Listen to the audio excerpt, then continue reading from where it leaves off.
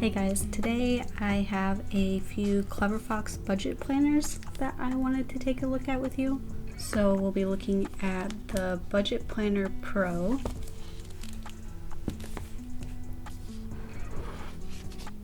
as well as the Budget Planner Bill Organizer, which comes in a very nice box, which I definitely will be keeping. So here are the two planners I'm going to be going over and just kind of like looking through them and telling you what I think, because one thing I really wanted to get better at this year was planning out a budget for my business. I do a really good job at tracking expenses and keeping track of everything for tax purposes, but I'm not a great job at like planning things out in advance.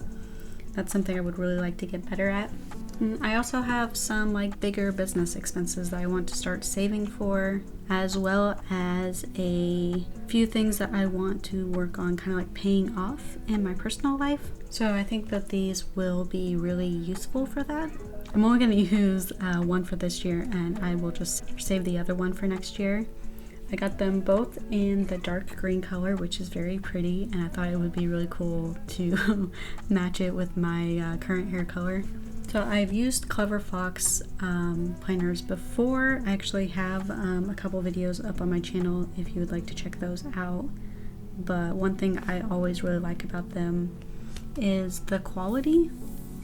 These have a really nice, like solid hardcover, as well as bookmarks and a pen holder. One thing I really like about these compared to the last ones I tried is that the bookmarks actually match the planner, which is amazing. I love that.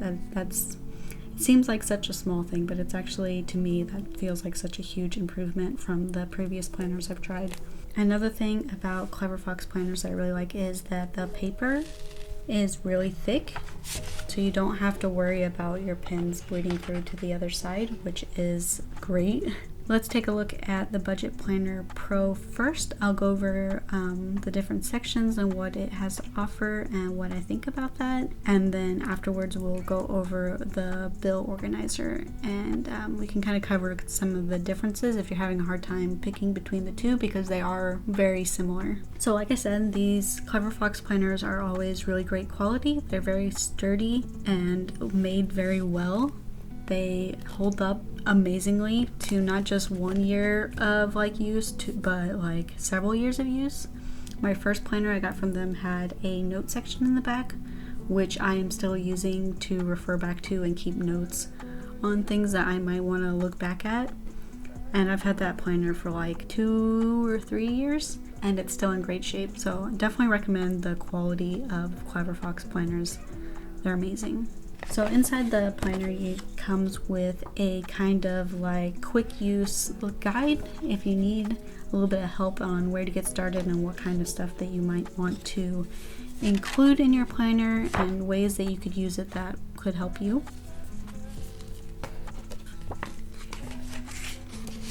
So I covered the bookmarks and the pin strap. I think the pin strap might be a little small for my favorite pen. It's a little tight, but it fits. But as well as that, it also has the elastic strap to hold everything closed. Overall, a really nice looking planner.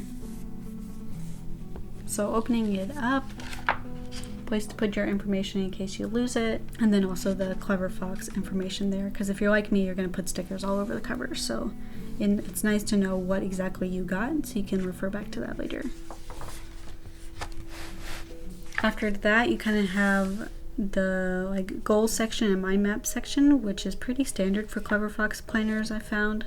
So you have a spot to write out your financial goals, and then a mind map. I'm not usually a big like fan of mind maps. I usually just use this section to write out some kind of like notes or ideas or ways to break down these goals if I would like to. Next page, you have kind of a plan section, I guess, where you can come up with a strategy to reach your goals. And then we move on to the calendar section. So this is a monthly planner, so it has 12 monthly sections for you to work through. So each month we'll have this little section here, which includes a spot for monthly goals, a to-do list, which I appreciate and a note section on this side, which again I really appreciate. I always have all these random like notes laying around for each month. Then on the other side you have some upcoming bills and expenses that you can prepare for, and a spot for your income and savings, which great. Everything in here I feel like would be extremely helpful to keep track of not only your spending, but like planning spending ahead of time, which is where I really need some help. On the next page, you have a spot for your full monthly budget, again, so you can plan things ahead of time. So I like that it has a spot for what you budget and then what your actual spending ended up being, so you can see where you need to improve, whether that means cutting expenses or just being better at planning ahead so you know what to expect. On the next page after that, you have your monthly review. This is where you can go through and look at what you spent. I like that it has a visual layout so you can visualize where your money is going, and then it also has a little review section where you can like think about how your spending went and what changes you want to do. After that, you have a few spreads of just a full-on expense tracker. This is where you can keep track of literally every expense you had for the month. And then you have your notes and ideas page, which again I love. I love having a notes section in any planner because I feel like I always have a bunch of random like thoughts and things that I want to write down and keep track of.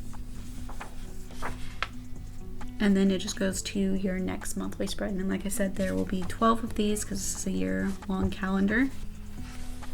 So after all of your monthly spreads, you get to this, which is a savings tracker, and it gives you a few pages, 2 full spreads to track any savings that you need to do. So it has a section to write what you're saving for, how much you need, and a due date if you have one, which I will really appreciate this. This way I can actively keep track of what I'm saving up for and how close I am to that goal. Speaking of which, I finally was able to save enough to get a new microphone, so hopefully the audio quality is a lot better in this video.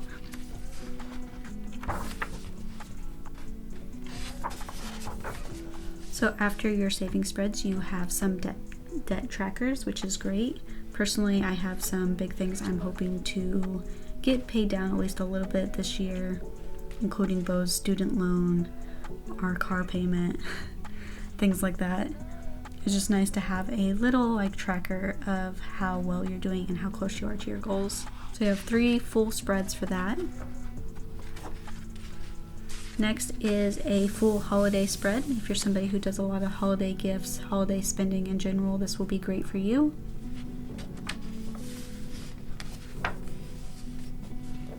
Next we get to the regular bill track, so you can track regular bills like your utilities or anything like that. And you can also see how they change from month to month. That's where I feel like this would be really helpful. Not so much for something that's exactly the same every month, but something like utilities that might go up and down by month, and you can really see how that affects your expenses. Then we have a summary of the year, and there's a spot for each month here, and then you can see your total expenses at the bottom. And then after that, you have a good amount of pages for just note section or whatever you need to keep it for, which is amazing. Definitely one of my favorite parts of these planners. Makes me feel like I should invest in one of their regular just dot grid notebooks, because like I said, this paper is very nice.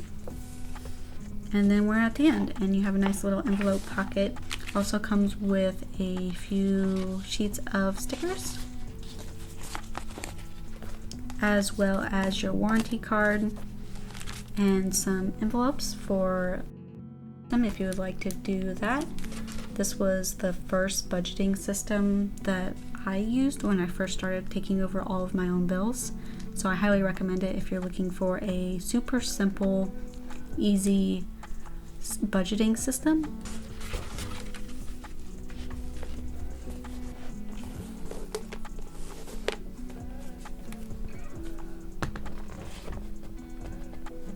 Next, we have the Budget Planner Bill Organizer. And like I said, these 2 planners are pretty similar, so I'm going to try to cover the differences so you can make a decision on which one will work best for you. Most noticeably on this one is it's a little bit bigger, and then it's also a spiral bound notebook, which I actually prefer for things like this because I feel like it gives you an easy way to leave it open on the page that you're using, which can be really handy. So again, for this one you have a really nice hard cover, great quality. And on the inside you have your warranty card, and again a quick use guide. You need a little bit of help to get started, and then a few sticker sheets. And then you have your first page, a place to put your information, and again information on which planner you have. This one starts the same as the other one. It's a little bit different looking. You have the addition of some nice colors.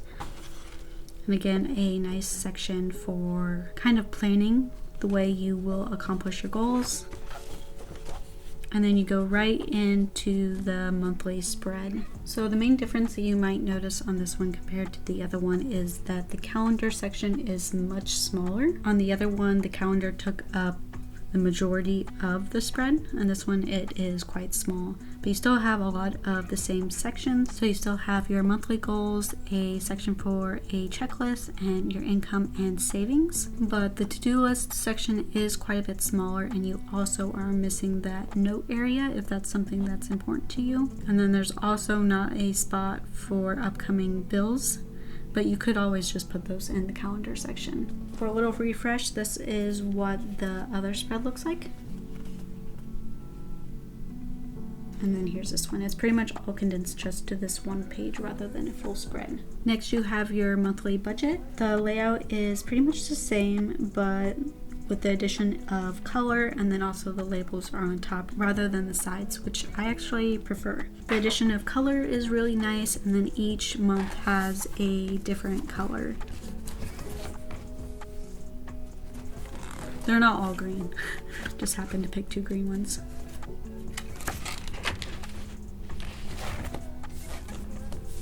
Next, instead of going straight into your month in review, it goes straight to the expense tracker, which I think actually makes a little bit more sense layout wise. And then this one has a lot more room for expense tracking, so if you need another page, this planner would probably work a little bit better for you. And then your last page in here is your month in review. There's no pie chart on this one, but I do think I like the review prompts a little bit better. After that last page, you have a section where you can put in your bills, receipts, or anything else that you need to keep track of for that specific month. One thing I would say for this is I'm a little worried that the cutout goes this way. Definitely since this planner doesn't have an elastic strap around it, I think it would have made more sense to have the opening more towards the middle, because I feel like this gives this the chance for things to fall out. After your little envelope section, you have a little quote, and there's a different one for each month. And then it goes straight into your next month layout.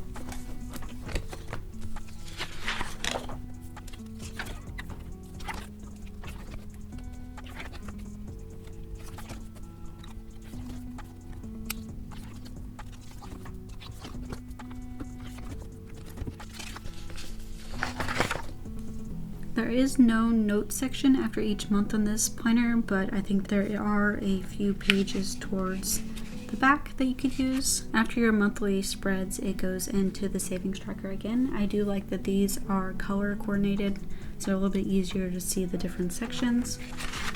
After the savings tracker, you have your debt trackers again. There's only 2 spreads on this one, so if you need a little bit more room for debts you want to pay off, the other one might be a better option for you. And then again, you have your holiday budgeting spread. Then your regular bill tracker, again lots of room for whatever you need to track. And your summary of the year, which is laid out pretty much exactly the same. I like how on both planners there's tons of room to add your own categories, which would be really great if you decided to use this for business purposes. And then you have your note section. Just a few pages on this one, but probably more than enough since the pages are so big. So honestly, I have very few complaints about both of these. My main worries with this one would be things falling out. So if you plan on carrying your budget planner with you, I would probably go for more of this one just because it has the elastic. But if it's just something that you're going to keep on your desk, this would probably work totally fine. Again, I think it really depends on kind of what your needs are. I thought I would prefer this one a lot more, but I actually ended up liking a lot of aspects about this one. So I'm honestly excited to use both of them. I'm going to start with the Budget Planner Pro first though. So to mark the occasion, I got a sticker for it. The sticker is by Death Sun, and I'll have a link to their social down below if you'd like to check them out. So since I've decided to go ahead and use this one for this year, I'm going to go ahead and start filling in a few bits just to get myself started. So thank you so much for watching this video, and thank you to Cleverfox for sending me more of your planners. As always, the quality is amazing. If you'd be interested in checking out some of these planners from Cleverfox, I will have their information down in the description and some links that you can check out if you're interested in either of these or their other planners. Honestly, never had a bad experience with Cleverfox. But since I'm going to be using this one for this year, let me know if you would be interested in an updated review. Once I've been using it for a little while, I would be happy to share it, whether it's on Instagram or on here. And I will see you guys soon for the next video.